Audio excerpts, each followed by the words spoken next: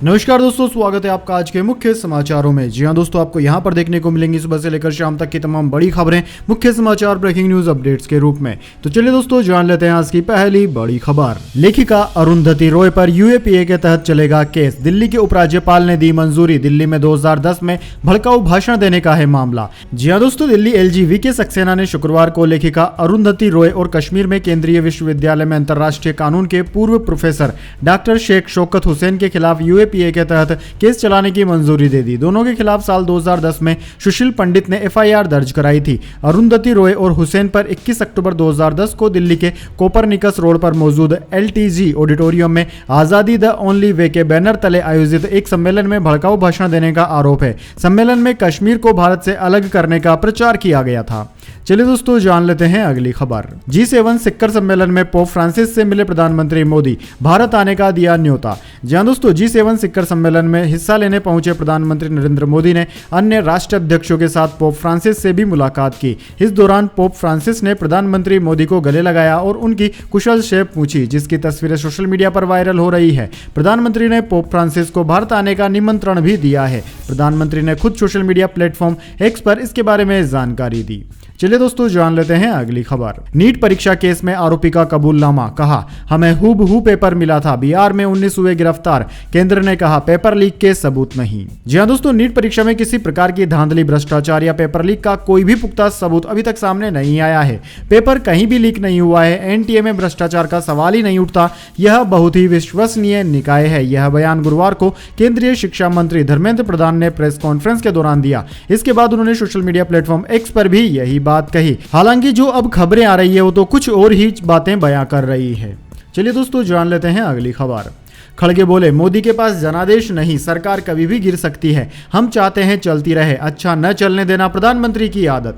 जी हां दोस्तों, कांग्रेस अध्यक्ष मल्लिकार्जुन खड़गे ने शुक्रवार को कहा कि एनडीए की सरकार गलती से बनी है। मोदी जी के पास जनादेश नहीं है। यह अल्पमत की सरकार है। यह सरकार कभी भी गिर सकती है। उन्होंने आगे कहा कि हम चाहते हैं कि यह सरकार चलती रहे, देश के लिए अच्छा हो। हमें देश को मजबूत करने के लिए मिलकर काम करना चाहिए, लेकिन हमारे प्रधानमंत्री की आदत है कि जो अच्छा चल रहा है उसे चलने नहीं देते। हम देश को मजबूत करने की दिशा में सहयोग करेंगे। एनडीए के पास 293 तो इंडिया ब्लॉक के पास 234 सांसद हैं। मोदी समेत 72 सांसदों ने 9 जून को शपथ ली थी। चलिए दोस्तों, जान लेते हैं अगली खबर। यौन शोषण केस, येदियुरप्पा की गिरफ्तारी अगली सुनवाई तक रुकी। हाईकोर्ट बोला 17 जून को सीआईडी के सामने पेश हो। नाबालिग से छेड़छाड़ का है आरोप। जी हां दोस्तों, नाबालिग से यौन शोषण के आरोप मामले में कर्नाटक के पूर्व सीएम और भाजपा नेता बीएस येदियुरप्पा की गिरफ्तारी को अगली सुनवाई तक के लिए रोक दिया गया है। कर्नाटक हाईकोर्ट ने कहा कि येदियुरप्पा को 17 जून को सीआईडी के सामने हाजिर होना होगा। तब तक उन्हें गिरफ्तार और हिरासत में नहीं लिया जा सकेगा। येदियुरप्पा के वकील अंदीप सी पाटिल ने कहा कि मामले की जांच कर रही एजेंसियों की गलत कार्रवाई के खिलाफ हाईकोर्ट में याचिका दायर की गई थी। कोर्ट ने कहा कि येदियुरप्पा पूर्व सीएम है। उनकी उम्र और मामले की जांच में उनके व्यवहार को ध्यान में रखते हुए यह ऐसा मामला नहीं है जहां जांचकर्ता को कोर्ट जाकर वारंट लेना चाहिए था। चलिए दोस्तों, जान लेते हैं इसके बाद अगली खबर। आरएसएस प्रमुख मोहन भागवत से मिलेंगे सीएम योगी आदित्यनाथ। चुनाव नतीजों के बाद गोरखपुर में संघ का अहम ट्रेनिंग सेशन। जी हां दोस्तों, लोकसभा चुनाव नतीजे आने के बाद पहली बार यूपी के सीएम योगी आदित्यनाथ संघ प्रमुख मोहन भागवत से मुलाकात करेंगे। दोनों के बीच यह मुलाकात गोरखपुर में होगी। यूपी में बीजेपी के खराब प्रदर्शन के बाद यह मुलाकात को अहम माना जा रहा है, क्योंकि दोस्तों दोनों के बीच लोकसभा चुनाव और राज्य में संघ के विस्तार से लेकर अन्य मुद्दों पर चर्चा होने की संभावना है। इससे पहले भागवत ने चिटाउटाहा क्षेत्र के एसवीएम पब्लिक स्कूल में चल रहे संघ कार्यकर्ता विकास वर्ग शिविर में स्वयंसेवकों को संबोधित किया, जहां 3 जून के प्रशिक्षण शिविर का आयोजन किया जा रहा है। इस प्रशिक्षण शिविर में लगभग 280 स्वयंसेवक भाग ले रहे हैं। चलिए दोस्तों, जान लेते हैं अगली खबर। थोक महंगाई 15 महीने के ऊपरी स्तर पर पहुंची। मई में 2.61% पर पहुंची। फरवरी 2023 में 3.85% रही थी। खाने पीने की चीजों के दाम बढ़े। जी हां दोस्तों, मई में थोक महंगाई बढ़कर 15 महीने के ऊपरी स्तर पर पहुंच गई है। आज यानी कि 14 जून को जारी किए गए आंकड़ों के अनुसार मई में थोक महंगाई बढ़कर 2.61% पर पहुंच गई। फरवरी 2023 में थोक महंगाई दर 3.85% थी। वहीं अप्रैल 2024 में महंगाई 1.26% रही थी, जो 13 महीने का उच्चतम स्तर था। चलिए दोस्तों जान लेते हैं इसके बाद अगली खबर। आरएसएस के इंद्रेश बोले, अहंकार ने भाजपा को 241 पर रोका, राम सबके साथ न्याय करते हैं, जिस पार्टी ने घमंड किया तो उसे पूरी ताकत नहीं दी। जी हां दोस्तों, राष्ट्रीय स्वयंसेवक संघ आरएसएस की राष्ट्रीय कार्यकारिणी के सदस्य इंद्रेश कुमार ने गुरुवार को कहा कि राम सबके साथ न्याय करते हैं। 2024 के लोकसभा चुनाव को ही देख लीजिए, जिन्होंने राम की भक्ति की लेकिन उनमें धीरे धीरे अहंकार आ गया, उस पार्टी को सबसे बड़ी पार्टी घोषित कर दिया। उनको जो पूर्ण हक मिलना चाहिए था, जो शक्ति मिलनी चाहिए, तो वो भगवान ने अहंकार के कारण रोक दी। इंद्रेश कुमार जयपुर के पास कानोता में राम रथ अयोध्या यात्रा दर्शन पूजन समारोह में बोल रहे थे।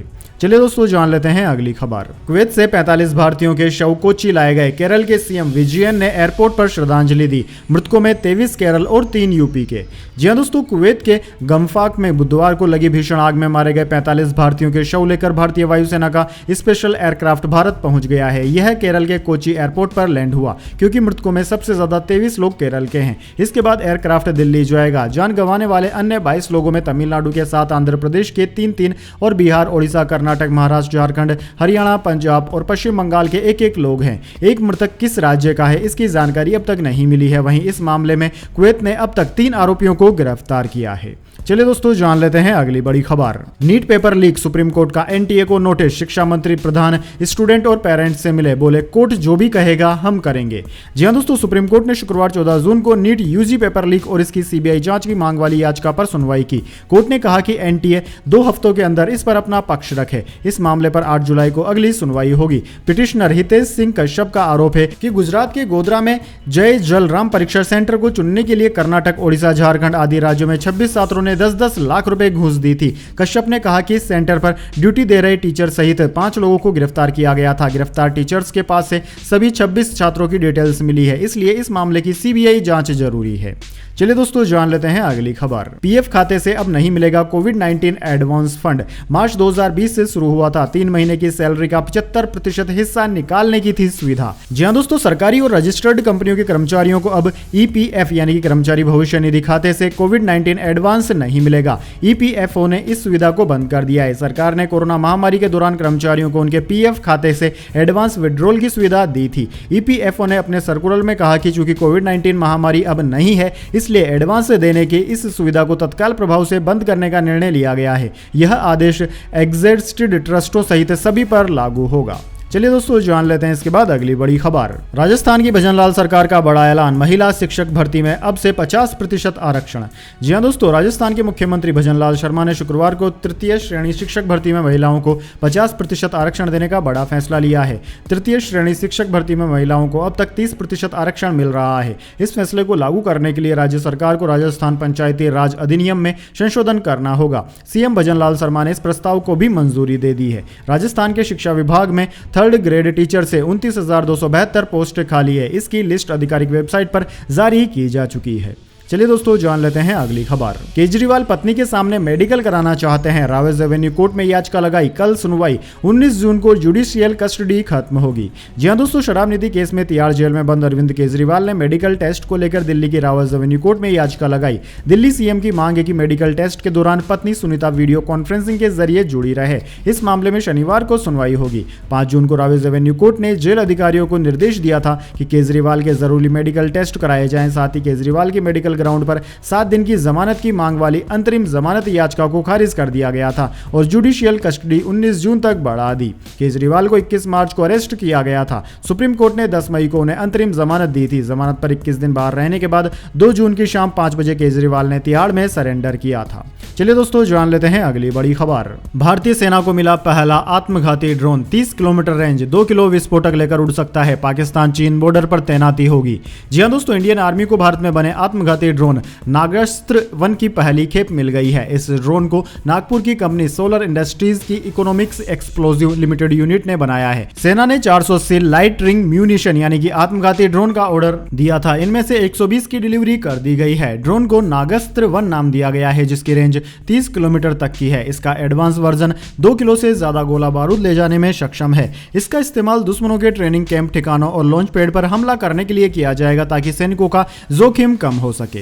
चलिए दोस्तों जान लेते हैं इसके बाद अगली बड़ी खबर, लेकिन उससे पहले मेरी आपसे एक छोटी सी रिक्वेस्ट है, अगर दोस्तों आपको अभी तक हमारी न्यूज़ पसंद आई है तो इसे एक छोटा सा लाइक जरूर दे दीजिए, और अगर आपको पसंद नहीं आई है तो बेशक आप डिसलाइक भी कर सकते हैं, लेकिन दोस्तों लाइक और डिसलाइक जरूर कीजिए, क्योंकि दोस्तों यही हमारी मेहनत का फल होता है और इसी से हमें पता चलता है कि आपको हमारी वीडियोस पसंद आ रही है या नहीं। तो चलिए दोस्तों जान लेते हैं अगली बड़ी खबर। निफ्टी ने 23,490 का ऑल टाइम हाई बनाया, मिड कैप 46,088 और स्मॉल कैप 51,259 के रिकॉर्ड हाई पर ऑटो सेक्टर में सबसे ज्यादा तेजी रही।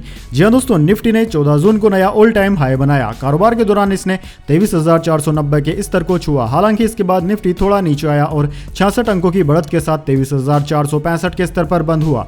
वहीं दोस्तों सेंसेक्स में 181 अंकों की तेजी रही, ये 76,992 के स्तर पर बंद हुआ। सुबह इसमें 200 अंकों की गिरावट रही थी। सेंसेक्स के 30 शेयरों में से 15 में तेजी और 15 में गिरावट देखने को मिली। वहीं दोस्तों बीएसए का मिड कैप और स्मॉल कैप इंडेक्स भी आज ऑल टाइम हाई पर पहुंचा। कारोबार के दौरान मिड कैप इंडेक्स ने 46,088 का हाई बनाया, वहीं स्मॉल कैप 51,259 के स्तर पर पहुंच गया। ऑटो सेक्टर में सबसे ज्यादा 1.30% की तेजी देखी गई। वहीं दोस्तों बात करें निफ्टी 50 के टॉप गेनर और टॉप लूजर स्टॉक्स की, तो दोस्तों निफ्टी 50 के टॉप गेनर्स में आइसर मोटर्स, अडानी पोर्ट्स और महिंद्रा एंड महिंद्रा रहे, जबकि निफ्टी 50 के टॉप लूजर्स में टेक महिंद्रा, टीसीएस और विप्रो रहे। चलिए दोस्तों जान लेते हैं अगली खबर। सोना फिर 72,000 के नीचे आया, ये 71,890 रुपए प्रति 10 ग्राम बिक रहा। चांदी भी 200 रुपए घटकर 90,500 किलोग्राम पर आ गई। जी हां दोस्तों, सोने चांदी की कीमतों में 14 जून को गिरावट दर्ज की गई। 10 ग्राम 24 कैरेट सोना 270 रुपए गिरकर 71,890 रुपए पर पहुंच गया। वहीं 1 किलो चांदी 200 रुपए सस्ती होकर 90,500 रुपए में बिक रही है। दोस्तों इस साल सोने के दाम 8,020 रुपए प्रति 10 ग्राम बढ़ चुके हैं। साल की शुरुआत में यह 63,870 रुपए पर थे। वहीं चांदी के दाम 72,160 रुपए प्रति किलोग्राम पर थे, जो कि अब 18,340 रुपए बढ़कर 90,500 रुपए प्रति किलोग्राम पर पहुंच गए हैं। चलिए दोस्तों जान लेते हैं अगली खबर। शिल्पा शेट्टी, राज कुंद्रा फिर विवादों में घिरे। सराफा कारोबारी ने धोखाधड़ी का आरोप लगाया। कोर्ट ने कहा जांच करके एफआईआर दर्ज कीजिए। जी हां दोस्तों, शिल्पा शेट्टी और उनके पति राज कुंद्रा एक बार फिर से विवादों में फंसते नजर आ रहे हैं। मुंबई बेस्ड एक सराफा व्यापारी ने राज और शिल्पा की कंपनी पर धोखाधड़ी का आरोप लगाया। मामला मुंबई के सेशन कोर्ट पहुंचा। कोर्ट ने 10 जून को इस मामले में सुनवाई की। कोर्ट ने पुलिस को निर्देश दिया है कि अगर मामला सही है तो फिर आरोपी के खिलाफ आईपीसी की धारा के अंतर्गत एफआईआर दर्ज की जाए। पृथ्वीराज कोठारी नाम के व्यापारी ने शिल्पा और राज पर वादा न निभाने का आरोप लगाया। दरअसल कोठारी ने शिल्पा और राज की कंपनी में 90 लाख रुपए इन्वेस्ट किए थे। इसके बदले में उसे गोल्ड मिलना चाहिए था, जिसकी वैल्यू 2.5 करोड़ से ज्यादा होती। हालांकि तय समय से बाद भी उन्हें उनका गोल्ड नहीं मिला। चलिए दोस्तों जान लेते हैं अगली खबर। पैना सीमेंट को खरीद रही अंबुजा, शेयर 2.40% चढ़ा, अभी 680 रुपए पर कारोबार कर रहा अंबुजा। जेफरीज ने 735 रुपए का टारगेट दिया। जी हां दोस्तों, अडानी ग्रुप की अंबुजा सीमेंट पैना सीमेंट इंडस्ट्रीज लिमिटेड की 100% हिस्सेदारी खरीद रही है। इस खबर के बाद आज अंबुजा सीमेंट में 2% से ज्यादा की तेजी देखने को मिली। सुबह 10:30 बजे अंबुजा सीमेंट का शेयर 2.40% की तेजी के साथ 680 के स्तर पर कारोबार कर रहा था। अंबुजा सीमेंट ने कल यानी कि 13 जून को स्टॉक एक्सचेंज फाइलिंग में पीसीआईएल के अधिग्रहण के बारे में जानकारी दी। पीसीआईएल की पूरी हिस्सेदारी खरीदने के लिए कंपनी 10,422 करोड़ रुपए खर्च करेगी। अंबुजा सीमेंट ने बताया था कि पीसीआईएल का अधिग्रहण पूरा करने में 3 से 4 महीने का समय लगेगा। चलिए दोस्तों जान लेते हैं अगली खबर। दिल्ली एनसीआर में धूल भरी आंधी, आईएमडी ने जारी किया बारिश का अलर्ट। जी हां दोस्तों, दिल्ली एनसीआर में शुक्रवार को शाम 6 बजे के बाद करीब धूल भरी आंधी से जनजीवन अस्त व्यस्त हो गया। सड़क पर विजिबिलिटी की भी काफी समस्या रही। मालूम हो दोस्तों कि भारतीय मौसम विज्ञान विभाग यानी कि आईएमडी ने एनसीआर क्षेत्र में शुक्रवार को दिल्ली में हल्की बारिश का अनुमान जताया था, जिससे एनसीआर में भीषण गर्मी की मार झेल रहे लोगों को राहत मिलने की संभावना है। दोस्तों आपकी जानकारी के लिए बता दें, पूरे देश में भीषण गर्मी का प्रकोप जारी है। सबकी निगाहें आसमान की ओर टिकी हुई है कि कब तक बारिश होगी और लोगों को राहत मिल सके। इसी क्रम में आईएमडी ने दिल्ली से सटे सभी क्षेत्रों में हल्की बारिश की संभावना जताई थी। मौसम विभाग का अनुमान है कि अगले 2 हफ्ते में देश में मानसून दस्तक दे देगा, जिससे लोगों को असहनीय ताप से राहत मिल सकती है। चलिए दोस्तों जान लेते हैं अगली खबर। सिक्किम में लैंडस्लाइड से 6 लोगों की मौत, कई लापता। पर्यटन स्थलों पर 2000 से ज्यादा लोग फंसे। 12 राज्यों में हीट वेव का अलर्ट। जी हां दोस्तों, देश के उत्तरी राज्यों में हीट वेव और तेज गर्मी का दौर लगातार जारी है। वहीं दूसरी ओर नॉर्थ ईस्ट में भारी बारिश को देखने को मिल रही है। पिछले 3 दिन से जारी बारिश के चलते सिक्किम में अब तक 6 लोगों की मौत हो चुकी है। जगह जगह लैंडस्लाइड और बाढ़ में सैकड़ों घर और कई सड़कें बह गई। सबसे ज्यादा तबाही सिक्किम के मंगन जिले में हुई। यहां गुरुवार को एक दिन में 220 मिमी से ज्यादा बारिश हुई, जिससे पिछले साल बना संकलांग ब्रिज ढह गया, जिससे गुरु डोंगरार झील और युनथांग घाटी जैसे पर्यटन स्थलों के लिए मशहूर मंगन जिले के जोंगू, चुंगथांग, लांचेन और लांगचुंग जैसे शहर देश के बाकी हिस्सों से कट गए हैं। राहत बचाव में जुटे डिजास्टर मैनेजमेंट के अधिकारियों ने बताया कि लांचुंग और चुंगथांग में करीब 2000 पर्यटक फंसे हुए हैं। इन्हें अब हेलीकॉप्टर से ही रेस्क्यू किया जा सकता है, लेकिन खराब मौसम में हेलीकॉप्टर का उड़ पाना भी मुमकिन नहीं है। फिलहाल पर्यटक जहां फंसे हैं उन्हें वहीं रहने को कहा गया है। चलिए दोस्तों, जान लेते हैं अगली खबर। हमास प्रवक्ता बोले 120 इजरायली बंधक पता नहीं कितने जिंदा हैं। इन्हें बचाने के लिए युद्ध विराम और इजरायली सेना की वापसी पर ही डील मुमकिन है। जी हां दोस्तों, इजराइल हमास जंग के बीच गुरुवार को हमास के प्रवक्ता ओसामा हमदान ने कहा है कि किसी को नहीं पता कि 120 इजरायली बंधकों में से कितने जिंदा बचे हैं। अमेरिकी न्यूज चैनल CNN को दिए एक इंटरव्यू के दौरान उन्होंने कहा कि अगर बंधकों को छोड़ने के लिए कोई भी डील होती है तो उसमें युद्ध विराम की गारंटी और गाजा से इजरायली सेना की पूरी तरह वापसी शामिल है। दरअसल 7 अक्टूबर 2023 को हमास ने इजराइल में घुसकर 1200 लोगों को मार डाला और 234 को बंधक बना लिया था। इसके कुछ घंटे बाद इजरायली सेना ने गाजा पर हमला बोल दिया। तब से जंग जारी है। इजराइल पर हमलों का मास्टरमाइंड हमास के नेता यामा सिनवार को माना जाता है। ओसामा हमदा ने कहा कि इजराइल हमास के बीच युद्ध विराम के लिए इजरायली सेना को फिलिस्तीनियों की घेराबंदी खत्म करनी होगी। साथ ही बताया कि कैदियों की अदला बदली की डील को लेकर इसे आगे बढ़ाया जा सकता है। चलिए दोस्तों, जान लेते हैं अगली खबर। ऑटोमोबाइल सेक्टर में बड़ा उलटफेर, टाटा मोटर्स से बड़ी हो गई महिंद्रा। जी हां दोस्तों, महिंद्रा एंड महिंद्रा के नाम एक बड़ी उपलब्धि दर्ज हो गई है। आनंद महिंद्रा के नेतृत्व वाली ऑटोमोबाइल कंपनी ने टाटा मोटर्स को पीछे छोड़ दिया है। इसके साथ ही अब मार्केट वैल्यूएशन के मामले में महिंद्रा एंड महिंद्रा देश की दूसरी सबसे बड़ी ऑटोमोबाइल कंपनी बन गई है। शुक्रवार को महिंद्रा एंड महिंद्रा का मार्केट कैप 3,65,193 करोड़ रुपए के आंकड़े पर पहुंच गया। टाटा मोटर्स का मार्केट कैप 3,29,041 करोड़ रुपए है। पहले नंबर पर देश की सबसे बड़ी automobile company Maruti Suzuki India limited है। इसका मार्केट कैप 4 लाख करोड़ रुपए से ज्यादा का है। चलिए दोस्तों, जान लेते हैं इसके बाद अगली खबर। सेंट्रल बैंक ऑफ इंडिया पर RBI का एक्शन, करोड़ों रुपए का जुर्माना ठोका। जी हां दोस्तों, रिजर्व बैंक ऑफ इंडिया ने सेंट्रल बैंक ऑफ इंडिया के खिलाफ बड़ा एक्शन लिया है। RBI ने नियमों के उल्लंघन के आरोप में बैंक के खिलाफ 1.45 लाख रुपए से ज्यादा का जुर्माना ठोका है। रिजर्व बैंक ने 11 जून को एक आदेश जारी करते हुए सार्वजनिक क्षेत्र के सेंट्रल बैंक ऑफ इंडिया के खिलाफ यह कार्रवाई की। RBI के अनुसार central bank of India loan और एडवांस्ड के साथ ही कस्टमर प्रोटेक्शन से जुड़े केंद्रीय बैंक के कुछ दिशा निर्देशों के उल्लंघन का भी दोषी पाया गया है। RBI ने यह एक्शन बैंक रेगुलेशन एक्ट 1949 के अंतर्गत लिया। सेंट्रल बैंक को आदेश दिया गया है कि वह 1,45,50,000 रुपए जुर्माना भरे। चलिए दोस्तों, जान लेते हैं इसके बाद अगली बड़ी खबर। सेहतनामा, बर्ड फ्लू का नया स्ट्रेन मचा सकता है तबाही। WHO ने कंफर्म किया, भारत में दूसरा मामला, नहीं बनी है कोई वैक्सीन। जी हां दोस्तों, आपने बिल्कुल सही सुना। विश्व स्वास्थ्य संगठन यानी कि WHO, वर्ल्ड हेल्थ ऑर्गेनाइजेशन ने भारत में एवियन इन्फ्लुएंजा H9N2 का दूसरा केस कंफर्म किया है। एवियन इन्फ्लुएंजा को बर्ड फ्लू के नाम से भी जाना जाता है। पश्चिम बंगाल में एक 4 साल का बच्चा बर्ड फ्लू के इस स्ट्रेन से पीड़ित था,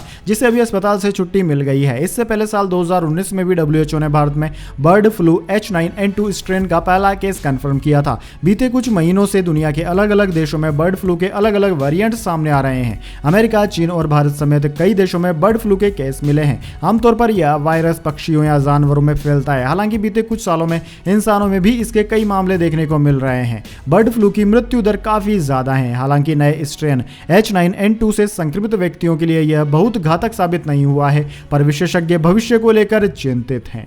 तो दोस्तों, यह थी आज की तमाम बड़ी खबरें। इसके बाद दोस्तों बारी आती है आज के माइंड क्यूज क्वेश्चन की। जी हां दोस्तों, एक आसान से सवाल का जवाब देकर आप जीत सकते हैं एक सरप्राइज गिफ्ट हमारे यूट्यूब चैनल की ओर से। तो दोस्तों, आज का सवाल आपकी स्क्रीन पर आ चुका है। क्षेत्रफल की दृष्टि से दुनिया का सबसे छोटा देश कौन सा है? जी हां दोस्तों, अगर आप जानते हैं दुनिया के सबसे छोटे देश का नाम तो जल्दी से कमेंट बॉक्स में लिख दीजिए। अगर दोस्तों आपका जवाब होता है एकदम सही और आप चुन जाते हैं लकी विजेता के रूप में, तो आपको मिल सकता है एक सरप्राइज गिफ्ट हमारे यूट्यूब चैनल की ओर से। तो दोस्तों जल्दी से अपना उत्तर कमेंट बॉक्स में लिख दीजिए, वीडियो को लाइक कर लीजिए और चैनल को सब्सक्राइब करके बेल आइकन भी दबा लीजिए। धन्यवाद। वंदे मातरम। जय हिंद, जय भारत।